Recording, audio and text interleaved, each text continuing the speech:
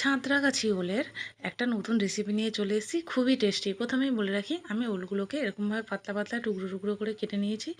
যারা একটু গোটা গোটা খেতে চাও তারা এরকমভাবে তেলে ভেজে নেবে, আর যদি তোমরা ডালের মতো করে এটা খেতে চাও তাহলে তখনই আর সেদ্ধ করে নেবে, তেলে ভাজতে হবে না। ততক্ষণ আমি চিংড়িগুলোকে কেটে নিচ্ছি।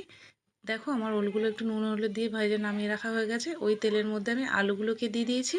আলুগুলো একটু ভাজা ভাজা হলে আমি চিংড়িগুলো নুন হলুদ মাখিয়ে ওই কড়াইতে ভেজে নেব। চিংড়িগুলো ভাজা ভাজা হলে আমি এর মধ্যে দিয়ে দেবো পেঁয়াজ, আদা, রসুন একসঙ্গে দিয়ে আমি একটু কষিয়ে নিয়ে এর মধ্যে হলুদ গুঁড়ো, লঙ্কার গুঁড়ো আর একটু সামান্য জিরের গুঁড়ো দিয়ে এটাকে কষিয়ে নিয়ে জল ঢেলে দেবো। জলটা ফুটলেই আমি ওল, চিংড়ি আর আলুটা ঢেলে নেব। দেখো, জলটা ফুটে গেছে, আমি এই সময় ভাজাটাকে ঢেলে দেবো। দিলে আমার রেসিপি রেডি। তোমরা স্বাদ মতো নুন দিয়ে দেবে। তোমাদের এরকম মাখা মাখা হবে। আমার চ্যানেলটাকে সাবস্ক্রাইব করে লাইক করবে।